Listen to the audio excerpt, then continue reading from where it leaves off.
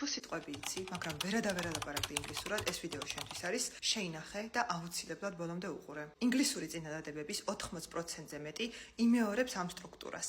ეს არის subject ანუ სუბიექტი, V არის verb ანუ ზმნა, O არის object ანუ ობიექტი. ეს რას ნიშნავს? როდესაც იწყებთ წინადადების აგებას, უნდა თქვათ ჯერ ვინ მოქმედებს, ვინ ასრულებს მოქმედება. მერე უნდა თქვათ მოქმედება ანუ ზმნა. და ბოლოს თქვათ ობიექტი, ანუ ვისზე ხდება მოქმედება. მოდი ახლა ავიღოთ მაგალითი და ვაწარმოოთ რამდენიმე წინადადება. She drinks coffee. აბსოლუტურად იმეორებს ამ სტრუქტურას. She სუბიექტი drinks ზმნა, coffee ობიექტი. ამ წინადადებაში შემიძლია დამატებითი ინფორმაცია შევიტანო მაგალითად, როგორ ყავას სვამს. She drinks hot coffee. ის სვამს ცხელ ყავას. ანუ ზედსართავი სახელი დაემატა არსებით სახელს. წინ ჩაუჯდა, მაგრამ სტრუქტურა არ შეიცვალა. მოდი ახლა მივყვეთ და ამ წინადადებას ნელ-ნელა დავამატოთ სხვა ინფორმაციაც.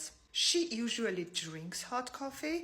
ის ჩვეულებრივ სვამს ცხელ ყავას, usually ჩაჯდა ზმნის წინ, იმიტომ რომ ზმნის წინია, სტრუქტურა ისევ იგივენაირად დამრჩა. She usually drinks hot coffee at work.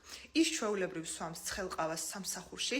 At work დაემატა წინადადების ბოლოში, როგორც ვხედავთ. სად ეს წავიდა ბოლოში და როდის სვამს, დავამატებ წინადადების ბოლოში. She usually drinks hot coffee at work every morning. დაწერეთ კომენტარებში SVO და გამოგიგზავნით დოკუმენტს, რომელიც დეტალურად ხსნის ამ სტრუქტურას და ასევე შემოგთავაზებთ 10 წინადადებას, ზუსტად ისე, როგორც ახლა ავხსენი. დამერწმუნეთ, ამ სტრუქტურებში გარკვევის შემდეგ თქვენი ინგლისური გაცილებით უფრო ბუნებრივი იქნება და ნაკლები დრო დაგჭირდებათ იმისათვის, რომ წინადადებები ააგოთ, რაც მთავარია სწორად.